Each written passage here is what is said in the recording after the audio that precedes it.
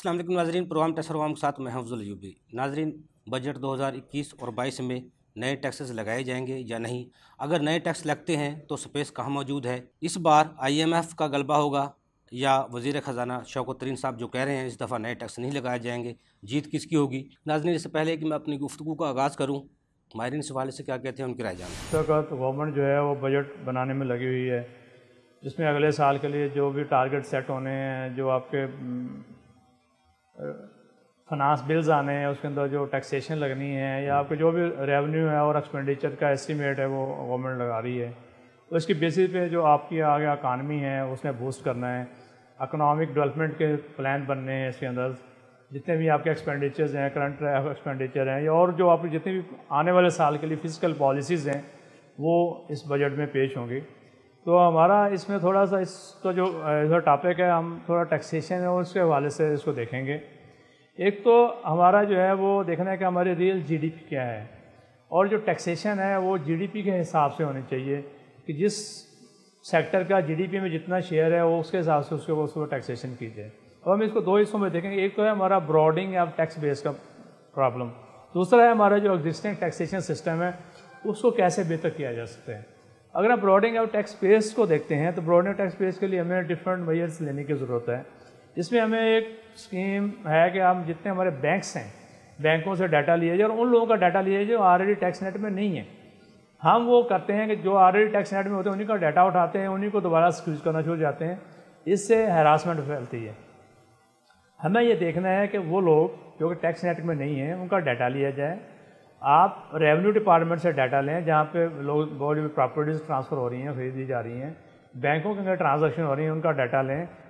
और एक इंडिपेंडेंट जो फील्ड फार्मेशन है या आपके इंटेलिजेंस के अदारे उनसे एक सर्वे करवाया जाए, लोगों का देखा जाए, उसके हिसाब से जो लोग टैक्स नेट में नहीं हैं और उनका जो रहन सहन है, उनका जो तरीका कार वे ऑफ लिविंग है वो उसको देखा जाए और फिर उन लोगों को टैक्स नेट में लाया जाए।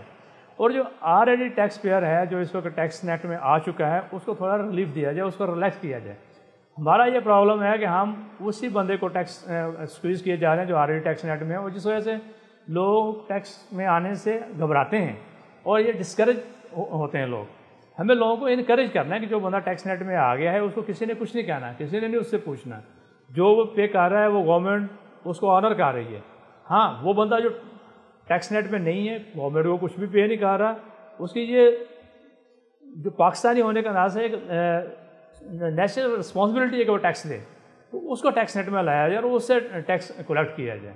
इस तरह से हमको एक लाइसेंसिंग का एक स्कीम कर सकते हैं कि हर वो बंदा जो भी पाकिस्तान के अंदर बिज़नेस स्टार्ट करेगा वो एक गवर्नमेंट से लाइसेंस लेगा, उस लाइसेंस के ऊपर एक नॉमिनल सी फीस रख दीजिए। बेशक शुरू में हम इनकरेज करने के लिए फ्री ऑफ कॉस्ट लाइसेंस लोगों को दें। जब वो लोग लाइसेंस ले लेंगे आपका एक डेटाबेस बन जाएगा कि ये लोग बिज़नेस कर रहे हैं, उससे आपका उस बंदे का बिज़नेस की नेचर भी असेस हो जाएगी। देन आप एनुअल बेसिस पे थोड़ी सी नॉमिनल सी लाइसेंस की फीस भी लगा सकते हैं कि कोई भी बंदा जो बिज़नेस करना चाहता है पाकिस्तान में बगैर कोई लाइसेंस लिए पाकिस्तान में बिज़नेस नहीं कर सकता। चाहे वो आप एक बार्बर ही क्यों ना लें, एक रेडी वाला क्यों ना लें, एक रक्षा चलाने वाला को क्यों ना लें। इस तरह जो बड़े लोग हैं वो सबको एक लाइसेंस इशू किया जाए और वो कैटेगरी के हिसाब से, एरिया के हिसाब से लाइसेंस दिए जाएँ और उन लोगों को टैक्स नेट में लाया जाए और फिर उसकी एनुअल रिन्यूअल करें। जो भी एनुअल रिन्यूअल का टाइम पे जाएगा बंदा अपना लाइसेंस रिन्यू करवाएगा, उस वक्त उससे उसकी टैक्स की रिटर्न मांगी जाए, फिर उसको रिन्यू किया जाए। इस तरह से आपको जो फाइलिंग का सिस्टम है वही बेहतर हो जाएगा, लोग ज़्यादा ज़्यादा टैक्स रिटर्न फाइल करेंगे। आपका तमाम जो बिज़नेस सेक्टर के अंदर लोग हैं वो आपके डॉक्यूमेंटेड हो जाएंगे। आप जब तक अपनी इकानमी को डॉक्यूमेंट नहीं करते, आप अपने आप को, आपकी इकानमी सर्वाइव नहीं कर सकती। आपको पता नहीं चल सकता कि आपका कौन सा सेक्टर GDP में किसका कितना शेयर है। हम एस्टिमेटेड फिगर्स लेते हैं, उनका एक डाटा बनाते हैं, डाटा बना के हम उसको बेसिस अपने जो अगले साल के टारगेट सेट कर देते हैं। ये रियल चीज़ नहीं है, हमें थोड़ा इन चीज़ों को देखते हैं। अब हम दूसरे एस्पेक्ट की तरफ आते हैं जो हमारी टैक्सेशन है। अब इस वक्त सूरत हाल ये है कि जो एग्जिस्टिंग टैक्स सिस्टम है, एग्जिस्टिंग टैक्सेशन है, वो इतनी मुश्किल हो गई है। आपके जो टैक्स के रिटर्न फॉर्म्स इतने मुश्किल से हैं कि आप बंदा उसको अंडरस्टैंड ही नहीं कर पाता। टैक्स के लाज को लोग अंडरस्टैंड नहीं कर पाते। टैक्सेशन के अंदर और बहुत से इश्यूज़ हैं जिससे बिजनेसमैन, बिजनेस कम्युनिटी जो है ना वो सफ़र कर रही है। आप टैक्सेशन के अंदर विद होल्डिंग की एक बहुत बड़ी रजीम है, जबकि आपके एक साइड पे इनकम टैक्स है, एक साइड पे सेल टैक्स है। इनकम टैक्स आपका डायरेक्ट टैक्स है, सेल टैक्स आपका इनडायरेक्ट टैक्स है। अब सेल इनकम टैक्स आपका रियल इनकम के ऊपर लगना चाहिए। हमने इनकम टैक्स का ऑर्डिनेंस का 80% पार्ट जो है ना वो इनडायरेक्ट कर दिया हुआ है। हम विद होल्डिंग के पे चले गए, आपकी इंपोर्ट के टाइम पे विद होल्डिंग है, सप्लाई के टाइम पे विद होल्डिंग है, आप सर्विसेज देते हैं आपने विद होल्डिंग पे करनी है, आप गाड़ी रजिस्टर्ड कराते हैं आपने विद होल्डिंग पे करनी है, बच्चों की स्कूल की फीस देनी है आपने विद होल्डिंग देनी है, बैंक से ट्रांजेक्शन हो रही है आपने विद होल्डिंग देनी है। तो ये हमने इनडायरेक्ट टैक्स कर दिया। आपको देखना चाहिए कि आपकी डायरेक्ट टैक्सेस कितनी है। अब इसके अंदर हमने लास्ट टाइम एक बहुत बड़ा फैक्टर था, हमने बहुत से टैक्सेशन जो है उसको फिर विद होल्डिंग था, मैंने उसको मिनिमम टैक्स कर दिया। अब आपका सेक्शन 153(1)A है, 153(1)B है, या आपका सेक्शन 148 है, आपका सेक्शन 151 है, ये जितनी भी विद होल्डिंग हो रही है हमने उसको मिनिमम कर दिया। अब जितना टैक्स काट जाएगा इस में आपकी इनकम क्या है, आपकी इनकम का क्वांटम क्या है, क्या आपके प्रॉफिट मार्जिन्स क्या हैं, आप उसको कंसिडर नहीं करते, आपका टैक्स काट के आपको उसको मिनिमम कर दिया। और फिर मिनिमम टैक्स एक तरफ आपकी विद होल्डिंग के टाइम भी मिनिमम टैक्स है, एक साथ ही इनकम टैक्स ऑर्डिनेंस के अंदर हम देखते हैं सेक्शन 113 है, वहाँ मिनिमम टैक्स है। अब उससे हो क्या रहा है कि आपको जो रिटर्न फॉर्म्स आए, जब आप उसकी टैक्स की कैलकुलेशन होती है तो वो आपको मिनिमम टैक्स 113 वाला जो आपका टैक्स कटे हुए उनको क्लब कर देता है, और जिससे आपकी रियल जो टैक्सेशन है वो आप उससे बढ़ जाती है, क्योंकि एक टैक्स पेयर के साथ ज़्यादती है, बहुत बड़ी ज़्यादती है। आपने इन चीज़ों को देखना है। आप इसके साथ ही अब अगर हम देखते हैं टैक्स ही आप देखेंगे टैक्स स्लैब्स को बेहतर करें, टैक्स स्लैब को नंबर ऑफ स्लैब बढ़ाएं, लेकिन जिस तरह बंदे की इनकम बढ़ रही है आप उसी तरह से उसकी टैक्सेशन को बढ़ाएं।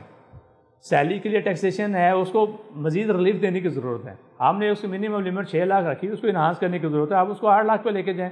इस तरह बिजनेस मैन की जो आपने एग्जाम्पशन है 4 लाख रखी है, उसको बढ़ाने की ज़रूरत, उसको कम से कम 6 लाख पर रखना चाहिए जाके। अब इन्फ्लेशन और जो ओवरऑल आपकी इकानमी के हालात हैं उसके हिसाब से इन चीज़ों को आपको टैक्सेशन को बेहतर करने की ज़रूरत है।